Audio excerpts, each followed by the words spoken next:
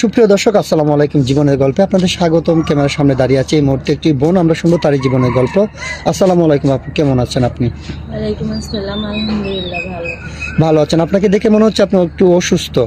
কেন, আপনার অসুস্থ নাকি মন খারাপ, কোনটা? এখন অসুস্থ তো থাকলেও তো আর কেউ দেখার নাই, আর মন খারাপ থাকলেও কেউ দেখার নেই, ঠিক আছে। ইনশাল্লাহ পৃথিবীতে যার কেন তার আল্লাহ আছে, একটা না একটা ব্যবস্থা হবে। আপনি অসুস্থ না মন খারাপ সেটা বলেন, তারপরে দেখি কি করতে পারে আপনার জন্য। না, অসুস্থ না, মনটা অনেক খারাপ। কি জন্য আপনার মনটা খারাপ একটু বলবেন? মন খারাপ হবে না? আজ এতদিন যাবৎ ভিডিও করতেছি, একটা মনের মানুষ পাচ্ছি না। এমন কোনো ছেলে আমার জন্য জন্ম নেয় নাই যে আমার পাশে থাকবে, আমার পাশে দাঁড়াবে, ভালোবাসবে, স্বামী হয়ে আমার ছায়া দিয়ে রাখবে। এরকম কোনো মানুষ পাই। মন তো খারাপ হওয়ারই কথা, স্বাভাবিক। ঠিক আছে আপু, বুঝতে পেরেছি। যাই হোক, হতে পারে এটাই আপনার জীবনের শেষ ভিডিও, আর কখনো ভিডিও করতে হবে না। হ্যাঁ, ইতিপূর্বে আমরা অনেক ভিডিও আপনার করেছি, এখন পর্যন্ত অনেকে আপনার সাথে কথা বলেছে, অনেকেই দায়িত্ব নেওয়ার জন্য কোনো প্রতিশ্রুতি দিয়েছে আপনাকে, কিন্তু ওইরকম ভাবে নেয়নি। হয়তো এক দুই দিন কথাবার্তা বলে তারপরে বলে যে না এটা সেটা, মানে অনেক কিছু বলে, তাই তো? আপনি আমাদের মানে যেটা বিষয়টা বলেছিলেন। তো আপু, আপনি যে বিয়ে শাদী করবেন, আপনার ব্যক্তিগত কোনো পছন্দ আছে যে আপনার কোন ধরনের ছেলে পছন্দ?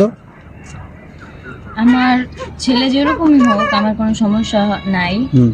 চেহারা ডাজন্ট ম্যাটার, এটা কোনোই না, কিন্তু ভালো একটা মন হওয়া লাগবে, ভালো মন মানসিকতা থাকা লাগবে। তার টাকা পয়সা না থাকলেও আমার কোনো সমস্যা নেই, কারণ আমি টাকা পয়সা দেখা না, চেহারা দেখা না।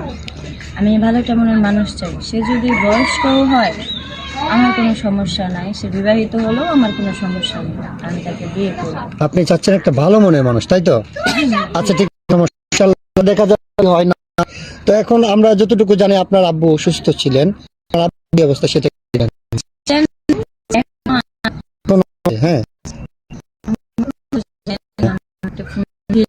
আপনাদের বলছি, মা সেলাই মেশিনে কাজ করতো, খুব কষ্ট করে আমাদের বড় করছে। জি। আমার বাবা সাধারণ একটা পায়ে রিক্সা চালাইতো। এখন অটো রিক্সা চালাইলেও টাকা ইনকাম করা যায়, কিন্তু পায়ে রিক্সা চালায় ভাই রোদ্রের ভিতরে মাথায় নাই। রোদ্রের ভিতরে একটা লোক রিক্সা চালায় সারাটা দিন, দুপুরে খাওয়া ঠিক নেই, এই যে সকালবেলা বের হয়ে রাত্রে আসে, সারাদিন না খায় ইনকাম করে 300 350 এর উপরে কখনো উঠতে পারে না। তো এটা দিয়ে আমার পড়াশোনা করাইছে এসএসসি পর্যন্ত, আমার বোনের পড়াশোনা করাইতেছে, আমার সংসার, আমার মা যে আছে এটা তো আমাদেরই না। জি জি, এই অবশ্যই। সংসারটা আমার বাবা চালাইতেছে টুকটাক, আমার মা সেলাই মেশিনে কাজ করে চালাইতো। অসুস্থ পড়ছে, গাড়ি অ্যাক্সিডেন্ট করে, তারপরে আমার মা সেলাই মেশিনটা, আমার ফোনটা বিক্রি করে দিয়ে বাবা চিকিৎসা করে। আচ্ছা আচ্ছা, ঠিক আছে আপু, বুঝতে পেরেছি। এখন আপনার সাথে যোগাযোগ করার কোনো মাধ্যম নেই? না, আপনাদের মাধ্যমে। আমাদের মাধ্যমে করতে হবে। সুপ্রিয় দর্শক, এই মুহূর্তে দেখতে পাচ্ছেন ডিসপ্লেতে একটি নাম্বার, এই নাম্বারটা হচ্ছে আমাদের ইউটিউব চ্যানেল কর্তৃপক্ষের নাম্বার। কোনো ভাই যদি মিথিল আপুর দায়িত্ব নিয়ে আমাকে বিশ্বাস করতে চায়, তাহলে ওনার ছবি স্ক্রিনশট পাঠিয়ে দিয়ে করবে, আমাদের সাথে যোগাযোগ করবে।